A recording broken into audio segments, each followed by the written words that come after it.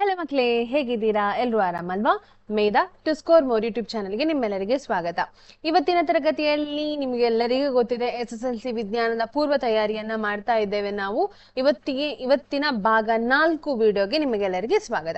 ಇವತ್ತು ಹಾಗಾದ್ರೆ ನಾವು ಏನ್ ಮಾಡ್ತಾ ಇದ್ದೇವೆ ಅಂತ ಹೇಳಿದ್ರೆ, ವಿದ್ಯುತ್ ಶಕ್ತಿ ಪಾಠ ಏನಿದೆ ನೋಡಿ, ಅದರಲ್ಲಿ ಬರುವಂತಹ ಕೆಲವೊಂದು ಸಮಸ್ಯೆಗಳನ್ನ ನಾನು ಹೆಕ್ಕಿ ಸಿಂಪಲ್ ಆಗಿರುವಂತಹದ್ದು ನಿಮ್ಗೆ ಬಂದ್ರೆ ಯಾವ ರೀತಿ ಮಾಡಬಹುದು ಅಂತ ಒಂದು ತೋರಿಸಿಕೊಡ್ಲಿಕ್ಕೋಸ್ಕರ ಕೆಲವೊಂದು ಪ್ರಶ್ನೆಗಳನ್ನ ಆರಿಸಿಕೊಂಡಿದ್ದೇನೆ. ಅದನ್ನು ಇವತ್ತು ಬಗೆಹರಿಸೋಣ. ಹಾಗೆಯೇ ನಿಮ್ಗೆ ಗೊತ್ತಿದೆ, ನಾನು ಯಾವಾಗ್ಲೂ ಕೊನೆಯಲ್ಲಿ ಹೇಳ್ತೇನೆ, ಆದ್ರೆ ಇವತ್ತು ನಿಮ್ಗೆ ಫಸ್ಟ್ ಅಲ್ಲೇ ಹೇಳ್ತಾ ಇದ್ದೇನೆ. ಯಾಕೆ ಹೇಳಿದ್ರೆ, ಇದು ನಾನು ಬರಿತಾ ಇರುವಂತಹ ವಿಡಿಯೋ, ಜಸ್ಟ್ ನಾನು ಬರಿತೇನೆ, ಸ್ವಲ್ಪ ಟೈಮ್ ಕನ್ಸ್ಯೂಮ್ ಆಗ್ಬಹುದು.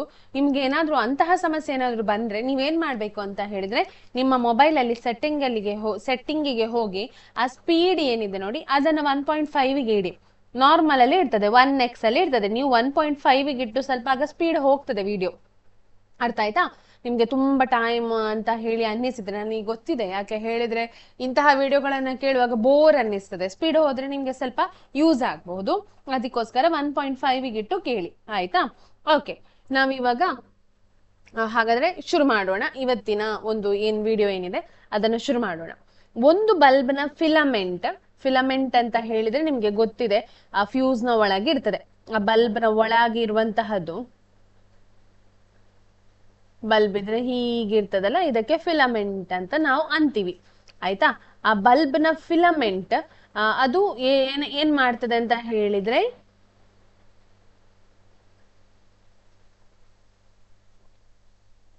ಆಯ್ತಾ, ಇದು ಫಿಲಮೆಂಟ್. ಓಕೆ,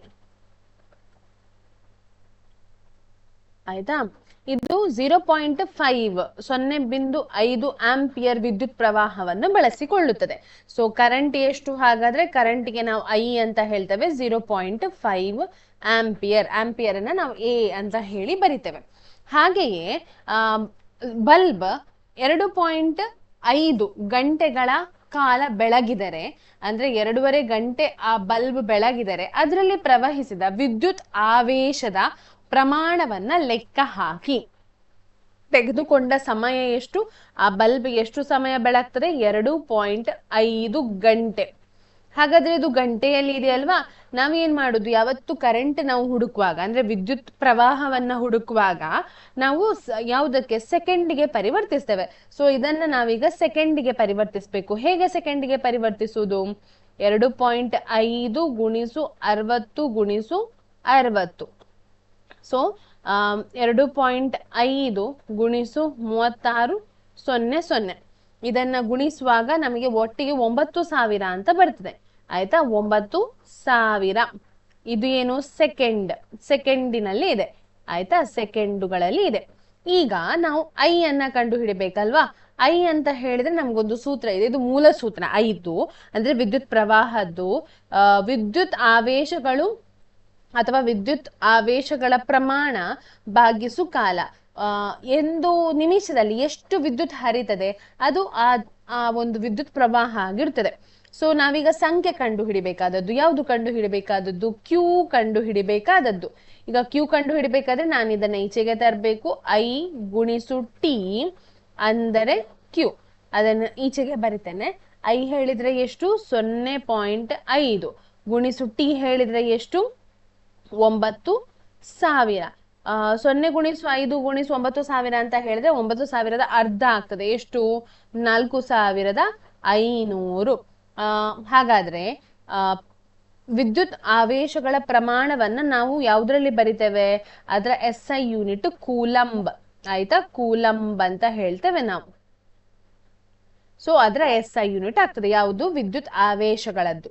ಆಯ್ತಾ? ಇದಿಷ್ಟು ಅರ್ಥ ಆಯ್ತಾ? ಸಿಂಪಲ್ ಇತ್ತು, ಖಾಲಿ ಒಂದೇ ಒಂದು ಫಾರ್ಮುಲಾವನ್ನ ಯೂಸ್ ಮಾಡಿದ್ದು. ಈಗ ನಾವು ನೆಕ್ಸ್ಟ್ ಪ್ರಶ್ನೆಗೆ ಹೋಗೋಣ. ಒಂದು ಮಂಡಲದ ಒಂದು ಬಿಂದುವಿನ ಮೂಲಕ 5 ಸೆಕೆಂಡುಗಳಲ್ಲಿ 10 ಕೂಲಂ ವಿದ್ಯುತ್ ಆವೇಶವು ಹಾದು ಹೋಗ್ತದೆ. ಆ ಮಂಡಲದಲ್ಲಿ ಹರಿಯುವ ವಿದ್ಯುತ್ ಪ್ರವಾಹವನ್ನ ಕಂಡುಹಿಡಿಯಿರಿ ಅಂತ ಹೇಳಿ ಕೇಳಿದ್ದಾರೆ. ಸೊ 5 ಸೆಕೆಂಡುಗಳು, 5 ಸೆಕೆಂಡ್ ನಂಬರ್ ಇದೆ, ಸೆಕೆಂಡು ಅಂತ ಇದೆ. ಹಾಗಾದ್ರೆ ಅದು ಏನು? ಟೈಮ್. 5 ಸೆಕೆಂಡುಗಳು. ಹಾಗೆ 10 ಕೂಲಂಬ್ ಅಂತ ಹೇಳಿ ಕೊಟ್ಟಿದ್ದಾರೆ, ನಂಬರ್ ಕೊಟ್ಟಿದ್ದಾರೆ, ಅಂಡರ್ಲೈನ್ ಮಾಡಿಕೊಳ್ಳಿ. ನಂಬರ್ ಕೊಟ್ಟಿದ್ದಾರೆ. C ಅಂದ್ರೆ ಏನು? ಕೂಲಂಬ್ ಯಾವುದಕ್ಕೆ ಹೇಳುದು ನಾವು? ವಿದ್ಯುತ್ ಆವೇಶಗಳಿಗೆ ಅಲ್ವಾ? ಸೊ ಕ್ಯೂ ಅಂತ ಹೇಳಿದ್ರೆ 10 ಕೂಲಂಬ್ ಅಂತ ಹೇಳಿದ್ದಾರೆ. ಹಾಗಾದ್ರೆ ಆ ಮಂಡಲದಲ್ಲಿ ಹರಿಯುವ ವಿದ್ಯುತ್ ಪ್ರವಾಹ ಅಂದ್ರೆ ಐ ಅನ್ನ ಕಂಡು ಹಿಡಿಬೇಕು. ಆಗದ್ದೇ ಸೂತ್ರ ಐ ಅಂತ ಹೇಳಿದ್ರೆ ಕ್ಯೂ ಬೈ ಟಿ. ಕ್ಯೂ ಎಷ್ಟು 10, ಟೈಮ್ ಎಷ್ಟು 5. ಭಾಗಿಸಿ ನೋಡೋಣ. 5 ಎಷ್ಟ್ಲಿ 10, 5 2ಲಿ 10. ಹಾಗಾದ್ರೆ 2 ಆಂಪಿಯರ್ ಅಥವಾ ಆಂಪಿಯರ್ ಅಂತ ಹೇಳ್ತಾರೆ. ಅದು ಯಾವ್ದ್ರ SI ಏಕಮಾನ? ಕರೆಂಟಿನದ್ದು ಅಂದ್ರೆ ವಿದ್ಯುತ್ ಪ್ರವಾಹದ SI ಏಕಮಾನ ಯಾವುದು? 2 ಆಂಪಿಯರ್ ಅಥವಾ ಆಂಪಿಯರ್. ಈಗ ಮೂರನೇ ಪ್ರಶ್ನೆಗೆ ಬರೋಣ. ಮೂರನೇ ಪ್ರಶ್ನೆ ನೋಡಿ, 150 ವೋಲ್ಟ್ನ ಒಂದು ಟರ್ಮಿನಲ್ ನಿಂದ 200 ವೋಲ್ಟ್ಗೆ 8 ಕೂಲಂಬ್ ವಿದ್ಯುತ್ ಆವೇಶವನ್ನ ಕೊಂಡೊಯ್ಯಲು ಮಾಡಿದ ಕೆಲಸದ ಪ್ರಮಾಣ.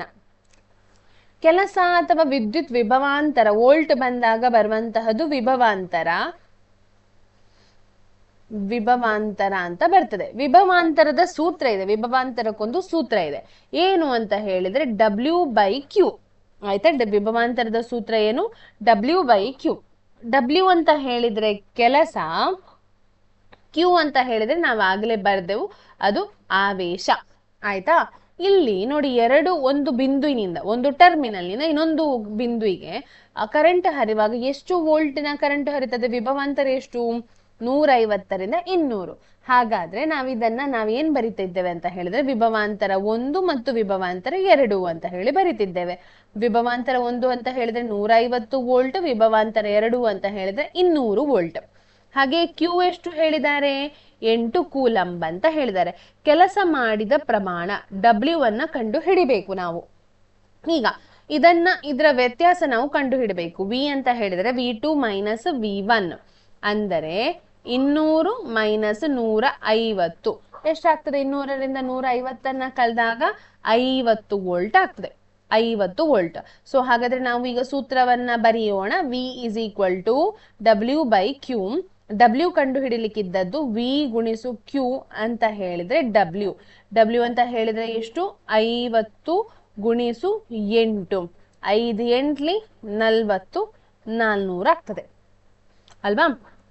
ಹಾಗಾದ್ರೆ ಕೆಲಸದ SI ಏಕಮಾನ ಯಾವುದು? ಜೂಲ್ ಅಥವಾ ಜೌಲ್ ಅಂತ ಏನ್ ಹೇಳ್ತೇವೆ ನೋಡಿ, ಅದು J ಅಂತ ಹೇಳಿ ಬರಿತೇವೆ. ಇದಿಷ್ಟು ಗೊತ್ತಾಯ್ತು ನಿಮಗೆ? ಓಕೆ, ಮುಂದಕ್ಕೆ ಹೋಗೋಣ. ನೆಕ್ಸ್ಟ್ ಪ್ರಶ್ನೆ ಅಂದ್ರೆ 4ನೇ ಪ್ರಶ್ನೆ. ಒಂದು ಮಂಡಲಕ್ಕೆ ಒಂದು ಸರ್ಕ್ಯೂಟ್, ಅದಕ್ಕೆ 1.5 ವೋಲ್ಟ್ನ ಕೋಶವನ್ನ ಅನ್ವಯಿಸಿದಾಗ, ವೋಲ್ಟ್ ಅಂತ ಹೇಳಿದ ತಕ್ಷಣ ಅದೇನು? ವಿಭವಾಂತರ V. ಆಯ್ತಾ? ಅನ್ವಯಿಸಿದಾಗ ಅದರ ಮೂಲಕ 0.5 ಆಂಪಿಯರ್ ಅಂದರೆ ಕರೆಂಟ್. ಆಂಪಿಯರ್ ಬಂದ ತಕ್ಷಣ ಅದು ವಿದ್ಯುತ್ ಪ್ರವಾಹ. ಆಯ್ತಾ? ವಿದ್ಯುತ್ ಹರಿಯುತ್ತದೆ. ಆ ಮಂಡಲದ ರೋಧವನ್ನು ಕಂಡುಹಿಡಿ. ರೋಧವನ್ನ R ಅಂತ ಹೇಳ್ತೇವೆ. ಸೊ ನಮಗೆ ಇಲ್ಲಿ ಇದು ಓಮನ ನಿಯಮದಲ್ಲಿ ನಮಗೆ ರೋಧದ ಒಂದು ಸೂತ್ರ ಬರ್ತದೆ. V ಅಂತ ಹೇಳಿದರೆ IR ಅಲ್ವಾ? ಇದು ಓಮನ ನಿಯಮ. R ಅನ್ನ ಹೇಗೆ ಕಂಡು ಹಿಡಿಯುವುದು? V/I ಅನ್ನೋದು ಸೂತ್ರ. ಈಗ V ಅಂತ ಹೇಳಿದರೆ ಕೊಟ್ಟಿದ್ದಾರೆ 1.5, ಕರೆಂಟ್ 0.5. ಸೊ ಎರಡನ್ನು ಕೂಡ 10ರಿಂದ ಗುಣಿಸೋಣ, ಡೈರೆಕ್ಟ್ ಆಗ್ತದೆ. ಆದ್ರೂ ನಾನು 10ರಿಂದ ಗುಣಿಸ್ತಾ ಇದ್ದೇನೆ. 15/5 ಅಂತ ಹೇಳಿ ಬರ್ತದೆ ಅಲ್ವಾ? 5 1ಲಿ 5 ಎಷ್ಟ್ಲಿ 3ಲಿ 3 ಓಮ್. ಓಮ್ ಅನ್ನೋದು ಯಾವುದರ SI ಏಕಮಾನ? ರೋಧದ SI ಏಕಮಾನ. ಓಮ್ ಅಂತ ಹೇಳ್ತಾರೆ. ಹೀಗೆ ಬರಿತೇವಲ್ವಾ, ಇದನ್ನ ಓಮ್ ಅಂತ ಹೇಳ್ತಾರೆ. ಆಯ್ತಾ? ಸೊ ಇದಿಷ್ಟು ಸಿಂಪಲ್ ಇತ್ತು, ಎಲ್ಲವೂ ಸಿಂಪಲ್ ಸೂತ್ರಗಳೇ ಇದೆ. ಈಗ ನೋಡೋಣ, ನಾವು ಮುಂದಕ್ಕೆ ಹೋಗೋಣ. ಅಂದ್ರೆ ನೆಕ್ಸ್ಟ್ ಪ್ರಶ್ನೆಗೆ ಹೋಗೋಣ. ಎಷ್ಟನೇ ಪ್ರಶ್ನೆ ಹೇಳಿದ್ರೆ ಇದು 5ನೇ ಪ್ರಶ್ನೆ. 15 ಓಮ್ ರೋಧವಿರುವ ವಾಹಕದ ತುದಿಗಳ ನಡುವೆ 2 ಆಂಪಿಯರ್ ವಿದ್ಯುತ್ ಪ್ರವಾಹವು ಹರಿಯುವಾಗ ಉಂಟಾಗುವ ವಿಭವಾಂತರ ಎಷ್ಟು ಅಂತ ಹೇಳಿ ಕೇಳಿದ್ದಾರೆ. ಈಗ ಏನು? 15 ಓಮ್ ಅಂತ ಹೇಳಿದ್ರೆ ಅದು R ಅಲ್ವಾ? ರೋಧ. ಹಾಗೆ 2 ತುದಿಗಳ ನಡುವೆ 2 ಆಂಪಿಯರ್ ಅಂತ ಹೇಳಿದ ತಕ್ಷಣ ಅದೇನು? Current I. ಆಯ್ತಾ? 2A ಅಂತ ಹೇಳಿ ಬರಿಬೇಕು. ವಿದ್ಯುತ್ ಪ್ರವಾಹ ಹರಿಯುವಾಗ ವಿಭವಾಂತರ ಎಷ್ಟು ಅನ್ನೋದನ್ನ ನಾವು ಕಂಡು ಹಿಡಿಬೇಕು. ನಮ್ಗೆ ಗೊತ್ತಿದೆ ವಿಭವಾಂತರದ ಸೂತ್ರ ಅಲ್ವಾ? ಓಮನ ನಿಯಮದಲ್ಲಿ ವಿಭವಾಂತರದ ಸೂತ್ರ ನಾವು ಕಲ್ತಿದ್ದೇವೆ. V ಅಂತ ಹೇಳಿದ್ರೆ IR. ಐ ಅಂತ ಹೇಳಿದ್ರೆ 2, ಆರ್ ಅಂತ ಹೇಳಿದ್ರೆ 15. ಸೊ 2 15 ಎಷ್ಟು? 30 ವೋಲ್ಟ್ ವಿ ಅಂತ ಹೇಳಿ ಬರಿಬೇಕು. ಅರ್ಥ ಆಯ್ತಾ? ಇಂಥದ್ದು 1 ಮಾರ್ಕಿಗೆ ಪ್ರಶ್ನೆ ಕೇಳ್ತಾರೆ ಮಕ್ಕಳೇ. ನಾವೀಗ ಏನೆಲ್ಲ ಮಾಡಿದ್ವಿ ನೋಡಿ, ಅಂಥದ್ದೆಲ್ಲ 1 ಮಾರ್ಕಿಗೆ ಕೇಳುವಂತಹ ಪ್ರಶ್ನೆ. ಅದರಲ್ಲಿ 3 ಮಾರ್ಕಿಗೆ ಕೇಳುವಂತಹ ಪ್ರಶ್ನೆಯನ್ನ ಕೂಡ ನಾನು ಅಳವಡಿಸಿದ್ದೇನೆ, ನಿಮ್ಗೆ ಗೊತ್ತಾಗ್ತದೆ ಈಸಿಯಲ್ಲಿ. ಆಯ್ತಾ? ನೆಕ್ಸ್ಟಿಗೆ ಹೋಗೋಣ, ಅಂದ್ರೆ 6ನೇ ಪ್ರಶ್ನೆಗೆ ಬರೋಣ. 6ನೇ ಪ್ರಶ್ನೆ ನೋಡಿ, 1 ಮೀಟರ್ ಉದ್ದ ಮತ್ತು 1.20 ಗುಣಿಸು 10⁻6 ಆಯ್ತಾ -6 ಮೀಟರ್ ಸ್ಕ್ವೇರ್ ಅಡ್ಡ ಕುಯ್ತದ ವಿಸ್ತೀರ್ಣವನ್ನು ಹೊಂದಿರುವ ತಂತಿಯ ರೋಧವು 0.013 ಓಮ್ ಆಗಿದ್ದರೆ ಅದರ ರೋಧಶೀಲತೆಯನ್ನ ಕಂಡುಹಿಡಿಯಿರಿ. 1 ಮೀಟರ್ ಉದ್ದ, ಹಾಗಾದ್ರೆ ಲೆಂತ್ ಎಲ್ ಅಂತ ಹೇಳಿದ್ರೆ 1 ಮೀಟರ್. ಹಾಗೆ ಅಡ್ಡ ಕುಯ್ತದ ವಿಸ್ತೀರ್ಣವನ್ನ ನಾವು ಏರಿಯಾ ಅಂತ ಹೇಳ್ತೇವೆ ಇಂಗ್ಲಿಷ್ ನಲ್ಲಿ. 1.20 ಗುಣಿಸು 10⁻6 ಮೀಟರ್ ಸ್ಕ್ವೇರ್. ಹಾಗೆ ತಂತಿಯ ರೋಧ ಅಂತ ಹೇಳಿದ್ರೆ R 0.013 ಓಮ್. ಹಾಗಾದ್ರೆ ನಾವು ಅದರ ರೋಧಶೀಲತೆಯನ್ನ ಕಂಡುಹಿಡಿಬೇಕು, ರೋ ಅನ್ನ ಕಂಡುಹಿಡಿಬೇಕು. ಇಲ್ಲಿ ಒಂದು ಸೂತ್ರ ಇದೆ ರೋ ಅನ್ನ ಕಂಡುಹಿಡಿಲಿಕ್ಕೆ. R ಎಂದರೆ ರೋ ಗುಣಿಸು ಎಲ್ ಭಾಗಿಸು ಎ. ಹಾಗಾದ್ರೆ ನಮ್ಗೀಗ ಬೇಕಾದದ್ದು ರೋ ಅಂದ್ರೆ ಏನು ಅಂತ ಹೇಳಿ ನಾವು ಈ ಎ ಅನ್ನ ಆಚೆಗೆ ಕಳಿಸ್ಬೇಕು. ಸೊ 6R ಗುಣಿಸು ಎ ಭಾಗಿಸು ಎಲ್ ಅಂದರೆ ರೋ. ನಾನು ಅದನ್ನ ಇಲ್ಲಿ ಬರಿತೇನೆ. ಎಲ್ ರೋ ಅಂದರೆ ಆರ್ ಎಷ್ಟು? 0.013 ಗುಣಿಸು ಎ ಎಷ್ಟು? 1.20 ಗುಣಿಸು 10⁻6 ಭಾಗಿಸು 1. 1ರಿಂದ ಭಾಗಿಸಿದ್ರೆ ನಿಮ್ಗೆ ಅದೇ ಸಿಗ್ತದೆ. ಇದೆರಡನ್ನ ನೀವು ಗುಣಿಸುವಾಗ ನಿಮಗೆ ಒಂದು ಉತ್ತರ ಬರ್ತದೆ ನೋಡಿ. ಇಲ್ಲಿ ಮಾಡ್ತೇನೆ. 0.013 ಗುಣಿಸು 1.20. 0ಯಿಂದ ಎಲ್ಲದಕ್ಕೂ ಗುಣಿಸುವಾಗ 0 ಬರ್ತದೆ. ಮತ್ತೆ 2ರಿಂದ ಗುಣಿಸ್ತಾ ಇದ್ದೇವೆ. 2 3 6, 2 1 2, 0 0. ಹಾಗೆ ನೆಕ್ಸ್ಟ್ 1ರಿಂದ ಗುಣಿಸ್ತಾ ಇದ್ದೇವೆ ನಾವು. 1 3 3, 1 1 1, 0 0. ಇದೆಲ್ಲವನ್ನ ಕೂಡಿಸಿದಾಗ ಇಲ್ಲಿ 0, ಇಲ್ಲಿ 6, ಇಲ್ಲಿ 5 1 0 0. ಉತ್ತರ ಎಷ್ಟು ಬರ್ತದೆ? ಉತ್ತರ 0 ನೋಡಿ. ಮತ್ತೆ ಬಿಂದು ಇಲ್ಲಿ 0 ದಶಮಾಂಶದ ಬಿಂದಾದ ನಂತರ 3 ಸಂಖ್ಯೆ, ಇಲ್ಲಿ 2 ಸಂಖ್ಯೆ. 3 + 2 5. 1 2 3 4 5 ಆದ ನಂತರ ಇಲ್ಲಲ್ಲ 5 ಸಂಖ್ಯೆಗಳನ್ನ ಆದ ನಂತರ ಬಿಂದು ಹಾಕಬೇಕು. 0.0156 ಗುಣಿಸು 10⁻6. ಈಗ ಇಲ್ಲಿ 0.0 ಉಂಟಲ್ಲ, ಅದನ್ನ ನಾವು ಆ 2 ಪಾಯಿಂಟ್ಗಳನ್ನ ಈಚೆಗೆ ತರುವ, ಇಲ್ಲಿಗೆ ಮತ್ತೆ ಇಲ್ಲಿಗೆ ತರುವ. ಆಗ ಇದಕ್ಕೆ ನೀವೇನ್ ಮಾಡ್ಬೇಕು? ಪುನಃ -2 ಕೂಡಿಸ್ಬೇಕು. ಆಗ 1.56 ಗುಣಿಸು 10⁻8. ರೆಸಿಸ್ಟಿವಿಟಿ ರೋಧಶೀಲತೆ SI ಏಕಮಾನ ಏನು? Ohm metre. ಆಯ್ತಾ? ಓಮ್ ಮೀಟರ್ ಅನ್ನೋದು ಅದರ SI ಏಕಮಾನ ಆಗ್ತದೆ. ನೆಕ್ಸ್ಟ್ ಪ್ರಶ್ನೆಗೆ ನಾವು ಹೋಗೋಣ, ಅಂದ್ರೆ 7ನೇ ಪ್ರಶ್ನೆಗೆ ಹೋಗೋಣ. 5 ಓಮ್ 10 ಓಮ್ 15 ಓಮ್ಗಳ 3 ರೋಧಕಗಳನ್ನು ಸರಣಿ ಕ್ರಮದಲ್ಲಿ ಜೋಡಿಸಿದಾಗ ಅವುಗಳ ರೋಧವನ್ನ ಕಂಡುಹಿಡಿಯಿರಿ.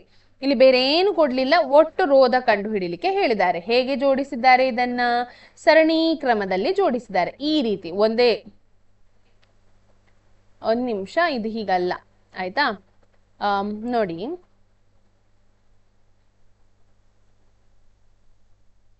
ಹೀಗೆ ಜೋಡಿಸಿದ್ದಾರೆ. ಆಯ್ತಾ? ಇದು R1, ಇದು R2, ಇದು R3. ಅಂದ್ರೆ ಇದು 5 ಓಮ್, ಇದು 10 ಓಮ್, ಹಾಗೆ ಇದು 15 ಓಮ್.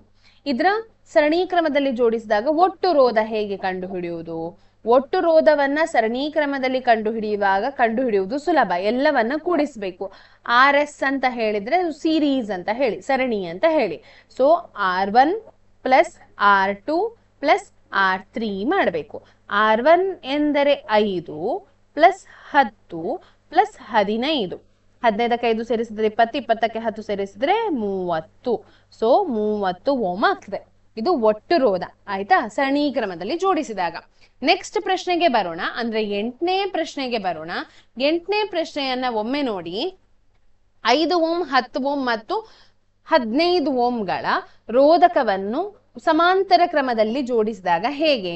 ಸಮಾಂತರ ಕ್ರಮದಲ್ಲಿ ಅದು ಹೇಗಿರ್ತದೆ ಅಂತ ಹೇಳಿದ್ರೆ ಒಂದು ಹೀಗಿರಬಹುದು, ಆಯ್ತಾ? ಈ ರೀತಿ ಇರಬಹುದು.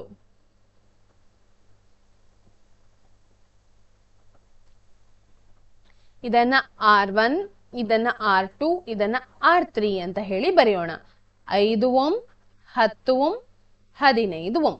ಹಾಗಾದ್ರೆ ಸಮಾಂತರದಲ್ಲಿ ಅಂದ್ರೆ ಸಮಾಂತರ ಕ್ರಮದಲ್ಲಿ ಜೋಡಿಸಿದಾಗ ಅದನ್ನ ನಾವು ಹೇಗೆ ಬರಿತೇವೆ? ಸಮಾಂತರ ಕ್ರಮದಲ್ಲಿ ಜೋಡಿಸಿದಾಗ ಅವುಗಳೆಲ್ಲದರ ವಿಲೋಮವನ್ನ ಕಂಡುಹಿಡಿಬೇಕು. ಅಂದರೆ 1/RP, RP ಅಂತ ಹೇಳಿದ್ರೆ ಪ್ಯಾರಲೆಲ್ ಅಂತ ಅರ್ಥ, ಸಮಾಂತರಕ್ಕೆ ಇಂಗ್ಲಿಷ್ ನಲ್ಲಿ ಹೇಳುವಂತದ್ದು. ಹಾಗೆ 1/R1 plus 1/R2 plus 1/R3 ಮಾಡಬೇಕು. ಅಂದ್ರೆ 1/5 ಪ್ಲಸ್ 1/10 ಪ್ಲಸ್ 1/15. ಈಗ ಆ ಛೇದ ಏನಿದೆ ಎಲ್ಲವುಗಳ ಲಾಸ ತೆಗಿಬೇಕು. ಎಲ್ಲವೂ 5ರಲ್ಲಿ ಹೋಗ್ತದೆ. 1ಲಿ 2ಲಿ 3ಲಿ 5ರಲ್ಲಿ 10, 10 3ಲಿ 30 ಆಗ್ತದೆ. ಸೊ ಛೇದದಲ್ಲಿ ಎಷ್ಟು ಬರ್ತದೆ? 30. ಈಗ ಈ 5 ಗುಣಿಸು 30 ಎಷ್ಟ್ಲಿ? 5 ಎಷ್ಟ್ಲಿ? 30. 5 6ಲಿ 30, 1 6ಲಿ 6, 10 ಎಷ್ಟ್ಲಿ? 30, 3ಲಿ. ಸೊ ಅಂಶಕ್ಕೆ ಗುಣಿಸಿ ಆ 3ಅನ್ನ. 1 3ಲಿ 3, 15 ಎಷ್ಟ್ಲಿ? 30, 2ಲಿ. ಸೊ ಗುಣಿಸಿ ಅದನ್ನ 2. ಇದೆಲ್ಲವನ್ನ ಮೇಲಿನೆಲ್ಲವನ್ನ ಕೂಡಿಸಿ 6 ಪ್ಲಸ್ 3 ಪ್ಲಸ್ ಎಷ್ಟಾಗ್ತದೆ? 11/30. ಇದೇನು? 1/RP ಅಂತ ಹೇಳಿದ್ರೆ 11/30. RP ಅಂತ ಹೇಳಿದ್ರೇನು? ಅದರ ವಿಲೋಮ ಅಂದ್ರೆ 30/11. ಇದನ್ನ ಜಸ್ಟ್ ಉಲ್ಟಾ ಮಾಡ್ಬೇಕು, ಆಯ್ತಾ? 11ರಿಂದ 30 ಭಾಗಿಸಿ 11 2ಲಿ 22, 8 ಉಳಿತದೆ ಅಲ್ವಾ? 22 ಆದ್ರೆ 8 ಉಳಿತದೆ. 7ಲಿ ಎಷ್ಟಾಗ್ತದೆ? 77. 3 ಉಳಿತದೆ. ಸೊ ಪುನಃ 2 ಬರ್ತದೆ. ಇಷ್ಟು ಸಾಕು ನಮಗೆ.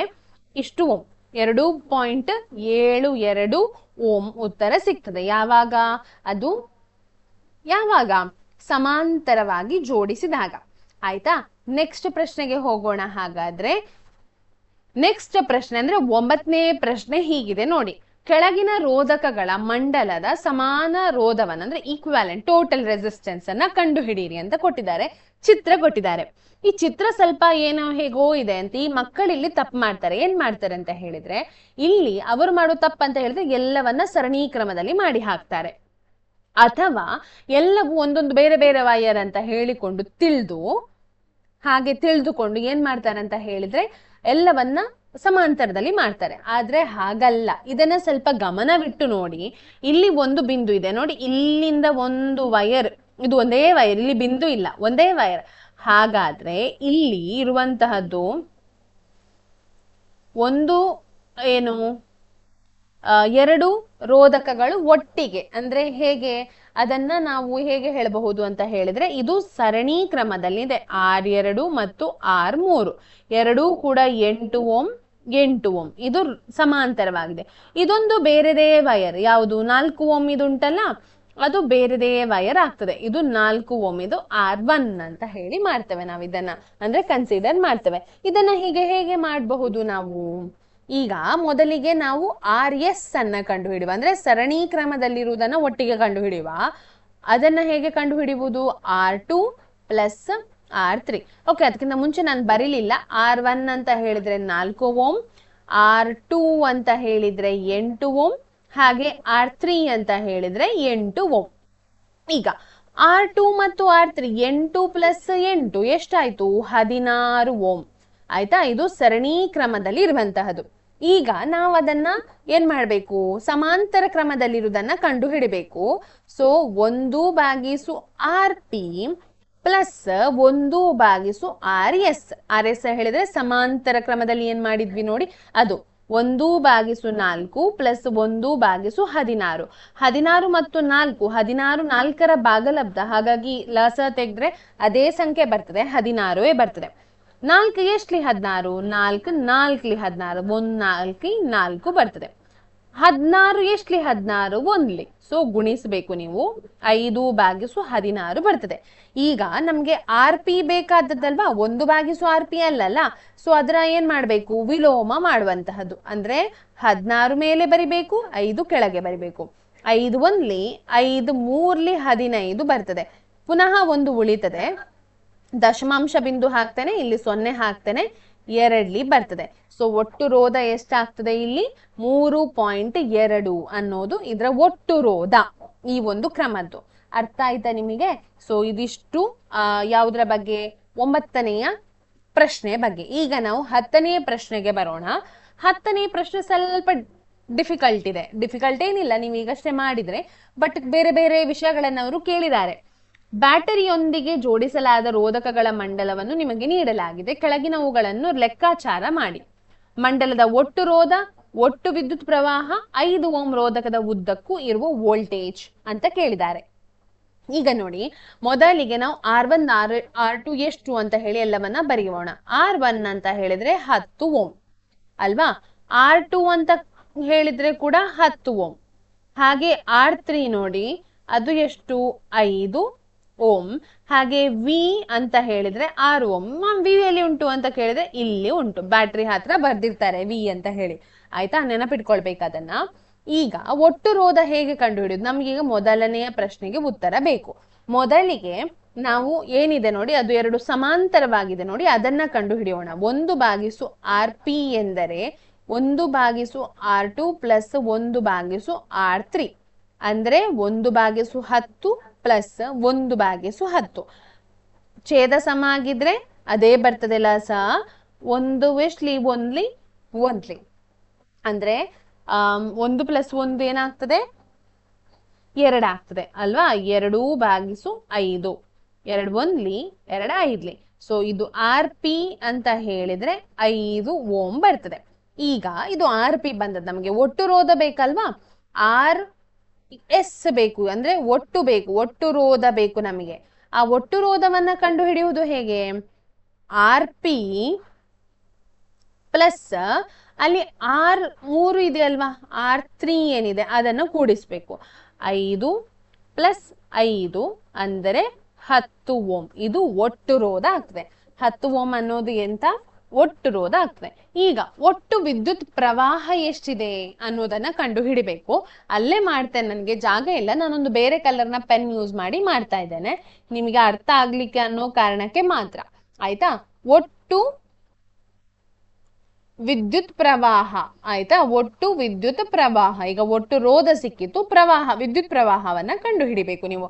ವಿದ್ಯುತ್ ಪ್ರವಾಹ ಕಂಡು ಹಿಡಿಲಿಕ್ಕೆ ಯಾವ ಸೂತ್ರ, I ಅಂತ ಹೇಳಿದ್ರೆ V/R. ವಿ ಎಷ್ಟು, VR. R ಎಷ್ಟು, 10. 10ರಿಂದ R ಅನ್ನು ಭಾಗಿಸಿದ್ರೆ ಏನಾಗ್ತದೆ, 0.6 ಆಂಪಿಯರ್ ಅಂತ ಹೇಳಿ ಸಿಗ್ತದೆ. ಈಗ ನಾನು ಇಲ್ಲೇ ಬರಿತೇನೆ ನೋಡಿ ಮಕ್ಕಳೇ, ಇಲ್ಲಿ ನಂಗೆ ಜಾಗ ಇಲ್ಲ. ಸೊ 3ನೇ ಪ್ರಶ್ನೆಗೆ ಉತ್ತರ ಇಲ್ಲಿ ಬರಿತಾ ಇದ್ದೇನೆ. 3ನೇ ಪ್ರಶ್ನೆ ಏನು, 5 ಓಮ್ ರೋಧಕದ ಉದ್ದಕ್ಕೂ ಇರುವ ವೋಲ್ಟೇಜ್. ಆಯ್ತಾ, ವಿಭವಾಂತರ. ವೋಲ್ಟೇಜ್ ಅಂತ ಹೇಳಿದ್ರೆ ವಿಭವಾಂತರ. V1 ಅಂತ ಹೇಳಿದ್ರೆ I ಗುಣಿಸು R1. I ಅಂತ ಒಟ್ಟು ಕರೆಂಟ್ ಎಷ್ಟು, 0.6. R1 ಎಷ್ಟು, R1 ಅಂತ ಹೇಳಿದ್ರೆ 5 ಅಲ್ವಾ. ಸೊ ಗುಣಿಸಿ ಇದನ್ನ. ಸೊ 2ನ್ನ ಗುಣಿಸುವಾಗ ನಮಗೆ ಉತ್ತರ 3.0 ಬರ್ತದೆ. ಅದು ಕರೆಂಟ್ ಆಗ್ತದೆ. ಇದು ಒಟ್ಟು ವೋಲ್ಟೇಜ್ ಅಂದ್ರೆ ವಿಭವಾಂತರ. 5 ಓಮ್ನ ರೋಧಕದ ಮೂಲಕ ಹರಿಯುವಂತಹ ವಿಭವಾಂತರ. ಇದಿಷ್ಟು ಯಾವ ಪ್ರಶ್ನೆ, 10ನೇ ಪ್ರಶ್ನೆಗೆ ಉತ್ತರ. ಈಗ ನಾವು 11ನೇ ಪ್ರಶ್ನೆಗೆ ಹೋಗೋಣ. ಒಂದು ವಿದ್ಯುತ್ ಬಲ್ಬ್ ಅನ್ನ 110 ವೋಲ್ಟ್, ಇದೇನು ವೋಲ್ಟ್ ಅಂತ ಹೇಳಿದ್ರೆ ವಿ ಕೊಟ್ಟದ್ದು, 110 ವೋಲ್ಟ್ ವಿದ್ಯುತ್ ಮೂಲಕ್ಕೆ ಜೋಡಿಸಲಾಗಿದೆ. ವಿದ್ಯುತ್ ಪ್ರವಾಹ ಅಂದ್ರೆ ಕರೆಂಟ್ ಎಷ್ಟಿದೆ, 0.5 ಆಂಪಿಯರ್ ಇದೆ. ಸಾಮರ್ಥ್ಯ, ಬಲ್ಬ್ನ ಸಾಮರ್ಥ್ಯ, ಪವರ್ ಅಂದ್ರೆ ಕಂಡು ಹಿಡಿಬೇಕು ನೀವು. ಪವರ್ನ ಸೂತ್ರ ನಿಮಗೆ ಗೊತ್ತಿರಬೇಕು. ಇದು ಸಿಂಪಲ್ ಕ್ವೆಶನ್, 1 ಮಾರ್ಕಿಗೆಲ್ಲ ಕೇಳುವಂತಹದ್ದು. P ಅಂತ ಹೇಳಿದ್ರೆ VI ಅನ್ನೋ ಒಂದು ಸೂತ್ರ ಇದೆ. ಸೊ V ಹೇಳಿದ್ರೆ ಎಷ್ಟು, 110 ಗುಣಿಸು I ಹೇಳಿದ್ರೆ ಎಷ್ಟು, 0.5. 110ರ ಅರ್ಧ ಎಷ್ಟು 55 ಆಗ್ತದೆ. 55 ಪವರ್ ಅನ್ನ ನಾವು ಯಾವಾಗ್ಲೂ ಹೇಳುವಾಗ ವ್ಯಾಟ್ ಅಂತ ಹೇಳಿ ಹೇಳ್ತೇವೆ, W ಅಂತ ಹೇಳಿ ಬರಿತೇವೆ, ಅಥವಾ ವಾಟ್ ಅಂತ ಕೂಡ ಹೇಳ್ತೇವೆ. ಸೊ 55 ವಾಟ್ ಅನ್ನೋದು ಉತ್ತರ ಆಗ್ತದೆ. ನೆಕ್ಸ್ಟ್ ನಾವು ಪ್ರಶ್ನೆಗೆ ಹೋಗೋದಾದ್ರೆ ನೆಕ್ಸ್ಟ್ ಪ್ರಶ್ನೆ ನೋಡಿ, ಒಂದು ವಿದ್ಯುತ್ ದೀಪವು 100 ವ್ಯಾಟ್ ಮತ್ತು 220 ವೋಲ್ಟ್ ರೇಟಿಂಗ್ ಹೊಂದಿದೆ. ಇದನ್ನ ದಿನಕ್ಕೆ 10 ಗಂಟೆಗಳ ಆಯ್ತಾ. ಈಗ ಇಲ್ಲಿ ಏನ್ ಮಾಡ್ಬೇಕು, ನಾವು ಅದನ್ನ ಬರಿಬೇಕು. ಸೊ ಏನ್ ಕೊಟ್ಟಿದ್ದಾರೆ, ಪಿ ಅನ್ನೋದು ಕೊಟ್ಟಿದ್ದಾರೆ. ವಾಟ್ ಅಂದ್ರೆ 100 ವಾಟ್ ಅಲ್ವಾ. 220 ಅಂತ ಹೇಳಿದ್ರೆ ವೋಲ್ಟ್, 220 ವೋಲ್ಟ್ ಕೊಟ್ಟಿದ್ದಾರೆ. ಹಾಗೆ ಟೈಮ್ ಕೊಟ್ಟಿದ್ದಾರೆ ಎಷ್ಟು, 10 ಗಂಟೆಗಳ ಕಾಲ ಅಂತ ಹೇಳಿದ್ದಾರೆ. ಸೊ ನಾವೀಗ ಕಂಡು ಹಿಡಿಬೇಕಾದ್ದು ವಿದ್ಯುತ್ ಶಕ್ತಿ ಅಂದ್ರೆ ಎನರ್ಜಿ, ಆಯ್ತಾ. ಸೊ ವಿದ್ಯುತ್ ಶಕ್ತಿ ಎಷ್ಟು ಅಂತ ಹೇಳಿದ್ರೆ ಎನರ್ಜಿಯ ಸೂತ್ರ ಹೀಗಿದೆ. ಇ ಅಂತ ಹೇಳಿದ್ರೆ ಪಿ ಗುಣಿಸು ಟಿ ಭಾಗಿಸು 1000. ಯಾಕೆ 1000ದಲ್ಲಿ, ಇದನ್ನ ಕಿಲೋವ್ಯಾಟ್ ಅವರ್ ನಲ್ಲಿ ಕಂಡು ಹಿಡಿಬೇಕು, ಕಿಲೋವ್ಯಾಟ್ ಅವರ್ ನಲ್ಲಿ ಕಂಡು ಹಿಡಿಬೇಕು. ಹಾಗಾದ್ರೆ ಪಿ ಅಂತ ಹೇಳಿದ್ರೆ 100, ಟಿ ಅಂತ ಹೇಳಿದ್ರೆ 10 ಭಾಗಿಸು 1000.